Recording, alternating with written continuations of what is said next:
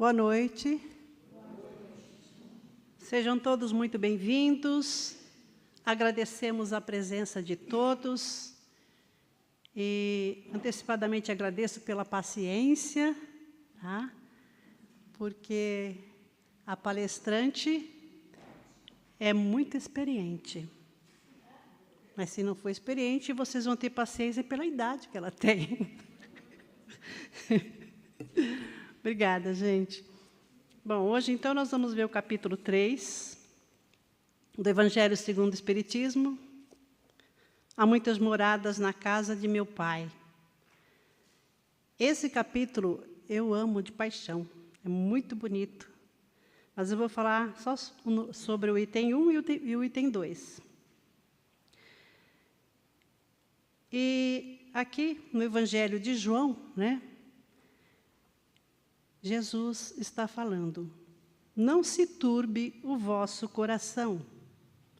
Crede em Deus. Crede também em mim. Há muitas moradas na casa do meu Pai.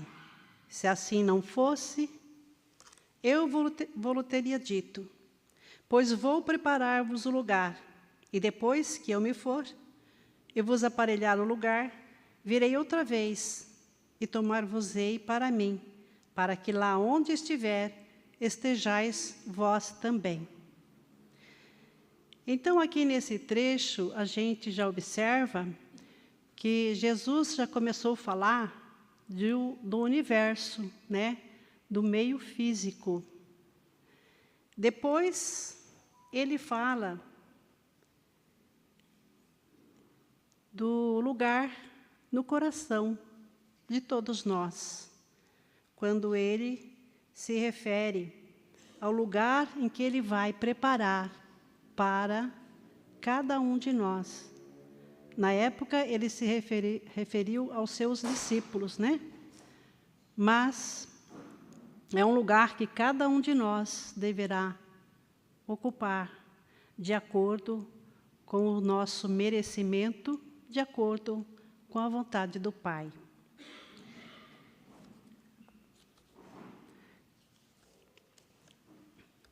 Então, com estas palavras, Jesus estava apresentando um dos princípios básicos do cristianismo, do Evangelho, que, como sabemos, é um código de ética universal. Deus organiza a vida material e administra através das leis estudadas pela ciência humana. E Deus orienta a vida da alma através das leis morais, que são estudadas pelas filosofias religiosas, pelas religiões, e, como não poderia deixar de ser, pela doutrina espírita. Então, o Evangelho, segundo o Espiritismo, é um código de ética que deveremos observar, estudar e procurar seguir. Quando Jesus diz, há muitas moradas na casa do meu Pai, ele está se reportando a um tema fascinante, muito, muito interessante, que é o da pluralidade dos mundos habitados. Com Jesus, né, e com a doutrina espírita, afirma que a vida inteligente não é privilégio somente do planeta Terra. Conforme já está dito aqui, a vida inteligente pode estar, deve estar em muitos outros planetas. Porque se Jesus disse, há muitas moradas na casa do meu Pai, essas moradas não são simplesmente, elas não existem por existir. Como Deus é justo, sábio, né? Com certeza, essas moradas também são habitadas. E não é somente a doutrina espírita, agora, e felizmente, afirma a pluralidade dos mundos habitados. Religiosos de diversas denominações, filósofos, cientistas, também, presentemente, compartilham desse mesmo princípio. mas não é de hoje que esse tema vem ganhando destaque. Em 1970, o suíço Erich von Däniken publicou um livro que se tornou célebre, um best-seller. E o título era uma pergunta em uma afirmativa. Eram os deuses astronautas? É o título do livro. E nesse trabalho, Erich von estuda essa questão. Eram os deuses astronautas? E ali ele teoriza que civilizações antigas foram visitadas e influenciadas por seres extraterrestres. O autor argumenta que monumentos como as pirâmides do Egito e as estátuas da Ilha de Páscoa e textos religiosos descrevem tecnologias avançadas, sugerindo que os deuses do passado eram, na verdade, astronautas. Nós já ouvimos falar, né? A doutrina espírita, em algumas de suas obras, ela nos fala que de tempos em tempos Deus envia grandes missionários para a Terra, né? Para, de alguma forma, alavancar o progresso das criaturas. Nós sabemos disso, né? Desde o início da humanidade, nós temos aí grandes nomes. Moisés, Jesus e outros tantos que vieram depois, né? Cada um no seu setor, ensinando, demonstrando coisas que, se não fosse através dele, talvez nunca nós saberíamos. Em todos os setores da sociedade. Então, o autor, neste livro, defende a hipótese de que seres inteligentes do espaço interagiram com a humanidade primitiva, trazendo grandes conhecimentos e auxiliando no desenvolvimento humano. Não é de se estranhar, não é? Porque, vejam bem, aquelas pessoas que conheceram as pirâmides e analisam, ficam se perguntando, naquela época, como que deram conta de construir daquela forma, não é mesmo? Não é uma coisa daquele povo que estava lá, aquele povo primitivo da época. Em 1971, o pesquisador e ufólogo brasileiro Fernando Cleto Nunes Pereira escreveu o livro A Bíblia e os Discos Voadores. Aqui não fala qual a religião dele, né, mas ele também pesquisou bastante sobre esse tema. Então, esse tema interessa a pesquisadores, curiosos, religiosos, filósofos, cientistas. Inclusive, parte desses pesquisadores se referem à ufologia bíblica. E já no seu livro, Eram os Deuses Astronautas, Erich von Däniken já levanta a hipótese de que muitos dos anjos, querubins, serafins, mencionados no Velho Testamento, eram, na verdade, extraterrestres, ET, que visitavam a Terra já naquela época.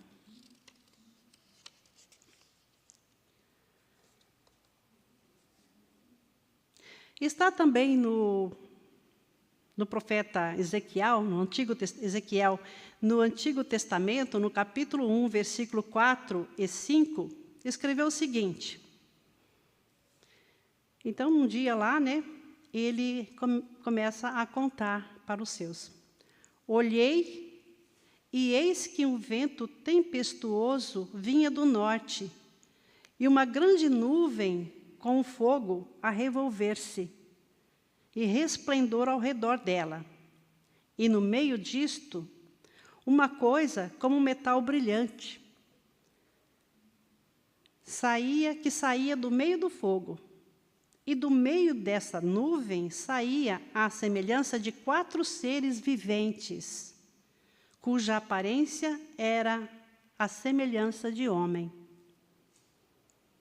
Descrevido assim, o que vocês imaginam que seria na época? Uma grande nuvem, né? a revolver-se lá num resplendor, no meio disso uma coisa como metal brilhante, que saía do meio do fogo. E do meio dessa nuvem saía a semelhança de 4 seres viventes, cuja aparência era semelhante à do homem. O que o Espiritismo, 3.000 anos depois, confirma, dizendo que em todos os planetas habitados, a forma humana é constante, embora com as variáveis compreensíveis, né? Como Kardec coloca aqui no capítulo 3. Cada espírito fica num lugar de acordo com o seu grau de evolução. Aqueles que são bastante atrasados ainda, eles ocupam, como a gente já tem estudado nas obras de André Luiz e outras, eles ocupam lugares não tão bons, né? E aqueles mais evoluídos, né? A começar do nosso lar, aqui mesmo no planeta, mas aqueles ainda muito mais evoluídos, provavelmente estarão em planetas mais evoluídos, né?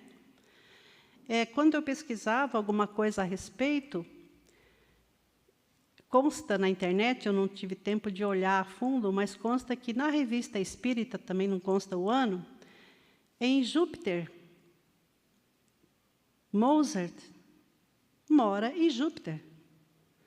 Então, por aí vocês podem ver, né, que realmente os planetas estão habitados por seres, diria humano, porque o humano que nós conhecemos é só aqui, né? Mas todos têm a aparência humana, de acordo com a doutrina espírita. Talvez, assim, alguma coisa diferente, porque a matéria deve ser uma matéria rarefeita, não uma matéria talvez mais sutil, mais leve, né? Vaporosa, talvez, nós não sabemos ainda. Mas todos têm mais ou menos as características humanas. Há planetas inferiores ao nosso, onde nossos irmãos têm semelhança, embora num corpo mais grosseiro, menos belo, né? Como também nos planetas superiores, a forma é sempre humana, mas embelezado, leve, mais harmonioso, mais belo. Ezequiel aqui está descrevendo, provavelmente está descrevendo, a aterrissagem de um avião. Se não de um avião, de um helicóptero. Se não de um avião ou de helicóptero, de um foguete. Desde que os países presentemente lançam, desses, né, que a gente vê por aí, né, pela mídia, pela televisão, pode ser. Vamos ler novamente o trecho de Ezequiel. Está lá na Bíblia, Antigo Testamento. Olhei e eis que um vento tempestuoso vinha do norte e uma grande nuvem com fogo a revolver-se e um resplendor ao redor dela, e no meio uma coisa como metal brilhante. Ezequiel não usou a palavra avião, porque não tinha na época. Nem a palavra helicóptero, porque também naquela época não tinha helicóptero, porque não existia, não é? Porque também não usou a palavra foguete, mas como lhe foi possível, ele descreveu essa coisa que ele estava enxergando, uma coisa que saía do meio do fogo. Então, quando vocês, né, quando nós assistirmos aí o lançamento de algum foguete, provavelmente a gente vai se lembrar, né, dessa passagem aqui de Ezequiel. E aí a gente pode até fazer as comparações, para ver se é mais ou menos parecido. Podemos até meditar, né? Abrir a mente à compreensão de algumas coisas. E aí ele continua, né? E no meio disso saíram 4 seres viventes, que ele não conseguiu distinguir, né? Mas viram que tinham aparência humana. Então, esse texto para as nossas reflexões. Também na carta que Paulo escreveu aos Hebreus, capítulo 13, versículo 2, ele disse assim: não vos esqueçais da hospitalidade, porque por ela alguns, não os sabendo, hospedaram os anjos. Os ufólogos bíblicos se permitem pensar que os anjos aos quais Paulo se referia podem ser também irmãos de outros planetas habitados. Mas é bem possível também que esses anjos sejam espíritos superiores, que habitam esferas muito elevadas e que vieram ter conosco, sem necessariamente pertencerem a outros planetas. Então, a pluralidade dos mundos habitados, um tema fascinante, lindo, atual, é necessário e nos interessa a todos. A pluralidade dos mundos habitados, ou vida inteligente, né, em outros planetas, é um tema que se relaciona diretamente com os atributos de Deus. Deus é justo, sabemos. Todos nós concordamos com isso. Pois não seria justo, não seria inteligente, não seria sábio ter vida inteligente, vida espiritual, somente na Terra. Seria justo? Com tantos planetas, com tanto espaço, né? Astros a perder de vista. Não sei, eu estava me lembrando, por falar nisso, até de uma passagem até meia cômica de Chico Xavier. Não sei se alguém de vocês se lembram, talvez até possam até me ajudar. Mas teve uma época, quando Chico estava aqui ainda, que ele pediu para Emmanuel. Ele disse para Emmanuel que ele gostaria de conhecer o espaço sideral, né? E como ele sempre tinha, ele tinha aquela facilidade, né, de se desprender e visitar outros lugares espiritualmente. Então, o Emmanuel, uma vez, resolveu levá-lo. Não sei se o senhor Armando já leu sobre isso. Lembra, senhor Armando? Então, o que eu me lembro, se eu estiver errado, o senhor me corrige. Mas o que eu me lembro é que, então, Emmanuel saiu com o Chico para conhecer o espaço sideral. E era planetas, e astros, e mais astros, e mais astros. E aquilo foi. E foi dando, assim, uma agonia no Chico, porque era muito para a cabeça dele. Como nós, qualquer um de nós. Se Chico não podia, imagine nós. Nós não temos ainda, vamos dizer assim, essa evolução de aceitar tudo aquilo, de não ficar até chocado com essa grandiosidade, né, que é o universo. Então, num determinado ponto lá da viagem deles, e a Emmanuel falou: e aí, Chico? Ele falou: eu só quero voltar para casa e tomar meu café. Eu achei tão interessante isso, me lembrei. Então, à medida que evoluímos, vamos abandonando. Um dia nós vamos evoluir mais, de maneira que a gente vai abandonar o tédio, né? A inutilidade, o vazio existencial. Muitas pessoas hoje em dia, mesmo aqui no nosso meio, eu conheço uma, ela não pode mais sim, ficar ociosa. Ela já não vê mais, não tem mais interesse em ficar sem uma atividade útil, uma atividade voltada para o bem, né? Ou um estudo. Conforme a gente vai evoluindo, a gente vai deixando, vai abandonando essas inutilidades, o vazio existencial. Qual seria a razão da existência de tantas estrelas, sendo que a maioria das estrelas são invisíveis a olho nu? Por que Deus teria feito essas estrelas? A gente fica se perguntando, né? Para quem Deus teria feito as estrelas? Por que Deus teria feito para cada estrela um corpo de planeta e todos eles, nas outras estrelas, invisível, todos invisíveis ao olho nu. Numa outra palestra que eu assisti,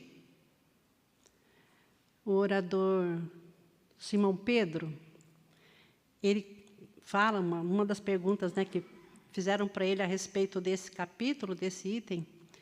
Então, ele fala que, uma época lá, ele se interessou bastante por esse assunto. E ele pesquisou. E ele fala que, claro, não se pode ter um número, né, vamos dizer assim, um número exato de quantos planetas existem no universo, porque o universo é infinito, ninguém pode deduzir, ninguém pode calcular. Mas por baixo, assim, fazendo um cálculo raso, se houvesse aí a finitude aí do universo, não seria menos que 10 sextilhões de planetas. Ele disse, não seria menos que 10 sextilhões de planetas. Imagine, dá para imaginar? 10 sextilhões de planetas. E nós sabemos que deve ser até mais que isso, porque chama uma vez que é infinito, não é? E aí a gente se pergunta também, poxa, o universo é infinito, é grandioso demais. E Deus criou, e Deus está em tudo. Já pensaram? É uma coisa assim, né? Intrigante mesmo, não é?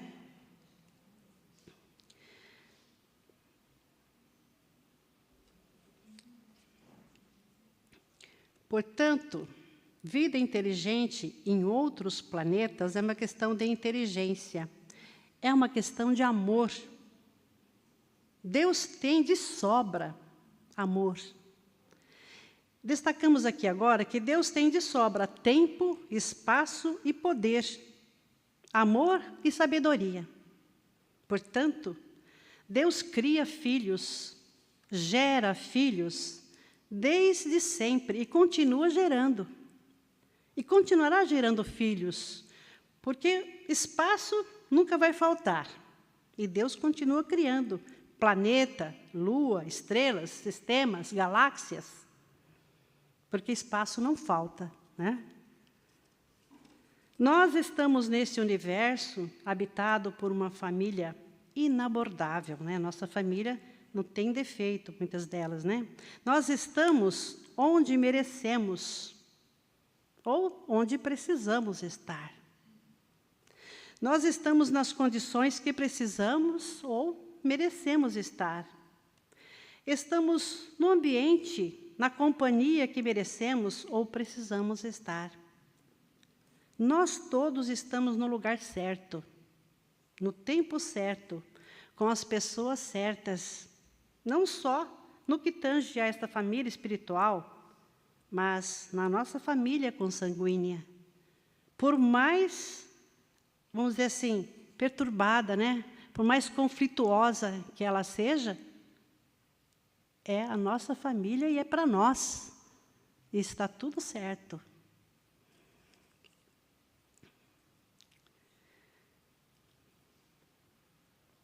Nas circunstâncias certas.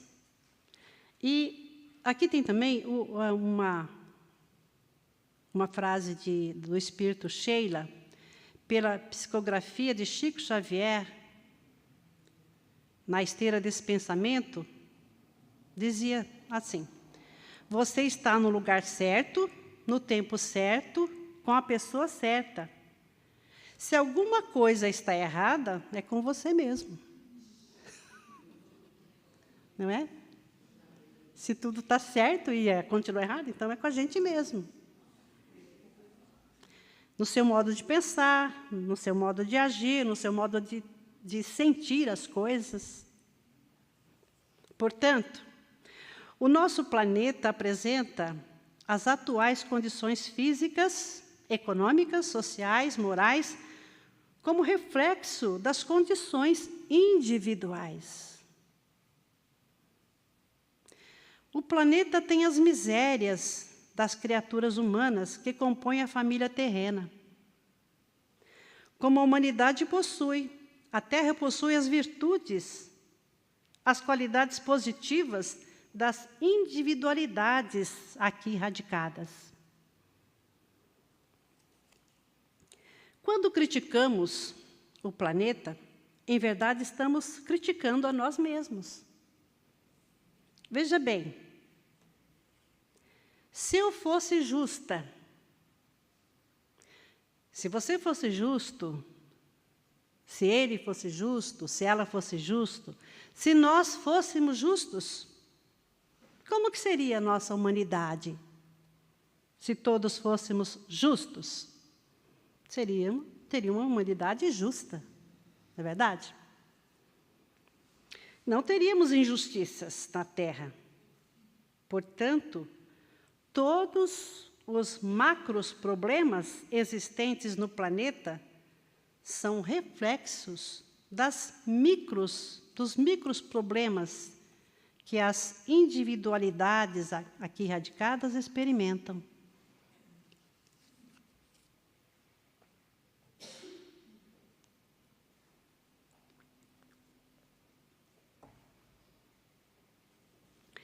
Se queremos que o planeta melhore, e com certeza queremos, né? Precisamos partir da melhoria de cada um. Toda vez que um ser humano cai, a humanidade cai com ele. Já ouviram falar, né? Toda vez que um ser humano se ergue, a humanidade se ergue com ele. Não há acaso, não há coincidência, não há sorte, não há azar, não há improviso. Não há o jeitinho brasileiro, mesmo porque, lamento dizer, Deus não é brasileiro. Deus não tem nacionalidade. Então, nós estamos aqui, e quando Kardec, no primeiro tópico, coloca sobre diferentes estados da alma na erraticidade, Allan Kardec, através da doutrina espírita, está estabelecendo que cada um está no patamar evolutivo, cada um agindo e reagindo de conformidade com as suas conquistas. Então, se nós estamos no planeta Terra, e nós estamos aqui evoluindo, cada um está agindo e reagindo de conformidade com as suas conquistas. E o que nós somos perdura, permanece para além da cortina da morte. Então, nós temos que observar, porque se nós queremos ir para um lugar melhor, nessa imensidade aí do universo, nós já precisamos ir preparando o nosso lugar aqui mesmo. Como estamos vivendo, como estamos pensando, como estamos agindo. Porque tudo que fomos aqui, tudo que somos aqui, vai com a gente, para além do véu da desencarnação. Nós continuamos sendo, por algum tempo, o que fomos quando encarnados. Para o nosso grupo aí que estuda as obras de André Luiz, a gente já tem bastante consciência disso, porque André Luiz também esteve encarnado, e quando desencarnou, ele foi para o umbral, que é um lugar bastante conflituoso, E hoje ele está no nosso lar, está já colaborando, como escrevendo já tantos livros aí formidáveis para a gente estudar, e para a gente já ir se informando dos valores realmente válidos para que possamos levar daqui. A morte não modifica nosso modo de pensar ou de agir. Não, a morte é um processo natural, do ser humano. E a gente parte e leva tudo o que a gente construiu dentro da gente, A matéria fica, mas o que a gente leva, os sentimentos, né, vai com a gente. Portanto, se alguém está num estado de consciência infernal, esse estado vai acompanhar a criatura no pós-mortem. Se aqui na Terra conseguir construir no âmago de si mesmo um estado de alma que podemos chamar de céu, este céu segue com ele, segue com essa pessoa. Portanto, com a frase diferentes estados da alma na erraticidade, Allan Kardec modifica uma teologia de mais de 1.500 anos. Não mais o céu localizado fisicamente, para onde irão todos de um mesmo padrão, como, né, se pregava antigamente, que quem era bom ia para o céu, quem era ruim ia para o inferno. Então, Allan Kardec vem desmentir isso aí. Nós vamos habitar aquele lugar que nós conquistamos. Nem aquele inferno fisicamente localizado, nem para aquele inferno fisicamente localizado irão aquelas pessoas de almas infernais. Podemos informar que existem tantos estados psicológicos, tantos estados espirituais, quantas são as individualidades. Aqui no item 2 do Evangelho, eu vou ler para vocês, para a gente continuar a nossa análise ali. Diferentes estados da alma na erraticidade. A casa do Pai é o universo. As diferentes moradas são os mundos que circulam o espaço infinito, oferecendo aos espíritos desencarnados estações apropriadas ao seu adiantamento. Então, cada espírito tem aquela estação própria, né, para o adiantamento espiritual dele. Independentemente da diversidade dos mundos, estas palavras podem também ser interpretadas pelo estado feliz ou infeliz dos libertos das ações materiais. O meio em que estiver, o aspecto das coisas, as sensações que experimentar, as percepções que possuir, tudo isso varia ao infinito. Então, da mesma forma que existe aí mundos das mais diversas categorias, nós também, espíritos encarnados ou desencarnados, das mais variadas categorias. Enquanto uns, por exemplo, não podem afastar-se do meio em que vieram, outros se elevam e percorrem o espaço e os mundos. Enquanto certos espíritos culpados erram nas trevas, os felizes gozam de uma luz resplandecente e do sublime espetáculo do infinito. Enquanto, enfim, o malvado, cheio de remorso e pesares, frequentemente só, sem consolações, separado dos objetos de sua afeição, geme sob a opressão dos sofrimentos morais, o justo, junto aos que ama, goza de uma indizível felicidade. Essas também são, portanto, diferentes moradas, embora não localizadas nem circunscritas. Então, essas diferentes moradas para diferentes individualidades.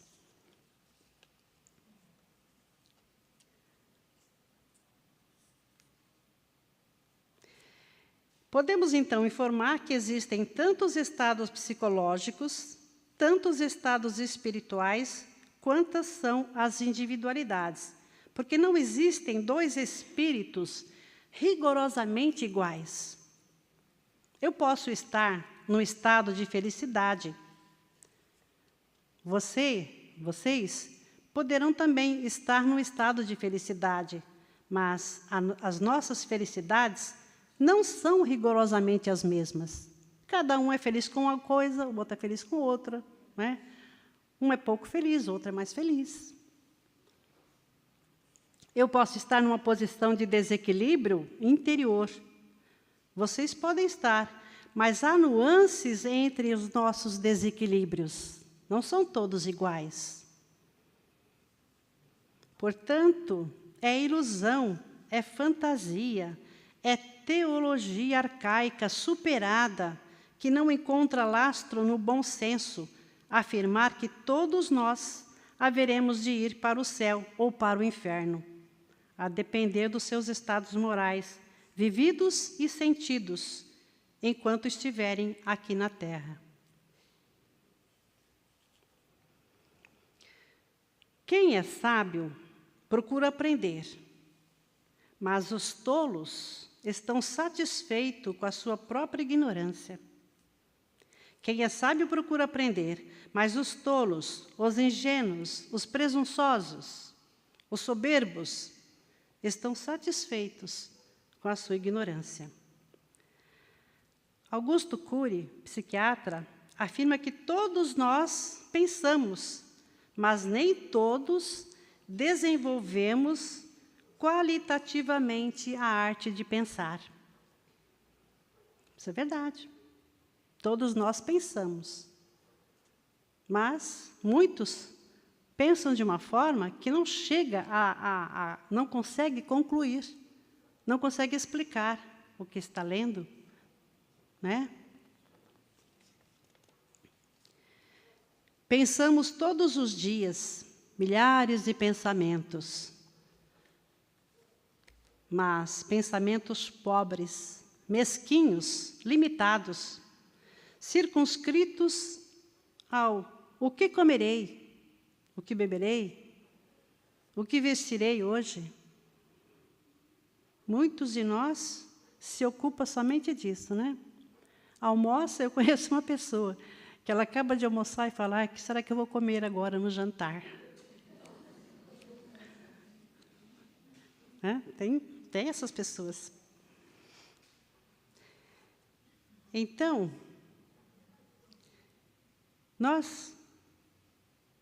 muitos de nós, não nos permitimos que os pensamentos se ampliem na direção do infinito. É isso que nós precisamos, estudar e desenvolver também os nossos pensamentos, o nosso intelecto, em direção ao infinito.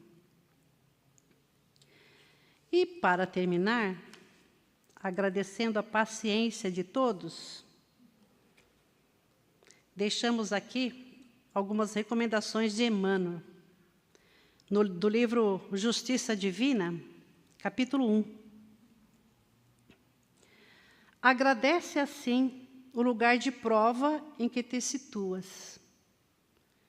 Corpo doente, companheiro difícil, parente complexo, chefe amargo e dificuldade constante são oportunidades que se renovam, oportunidades de aprender, oportunidades de crescer, oportunidades de melhorar. Todo título exterior é instrumentação de serviço, ou seja, todos os recursos com os quais somos blindados nessa reencarnação devem servir como ferramentas de realização do serviço em favor de todos e em favor nosso também. A existência terrestre é o bom combate. Defeito é imperfeição, débito e culpa são inimigos que nos defrontam. O aperfeiçoamento individual é a única vitória que não se altera. E em toda parte, o verdadeiro campo de luta somos nós mesmos. Emmanuel, sábio Emmanuel, né? Mentor do Chico Xavier. Então, nós encerramos assim essa fala de hoje, tá? Agradecemos a Deus por esta oportunidade maravilhosa. Agradeço ao Júnior, que mais uma vez me convidou para aqui estar. Agradeço também, de coração, a um palestrante que eu ouvi e que tirei muitas dessas ideias. Tudo que escrevi aqui praticamente é dele. Vou deixar vocês pensando, quem será? Quem será ele? Também é um grande sábio, que eu agradeço muito, que Deus o proteja sempre. E muito obrigada. Deus esteja com todos nós.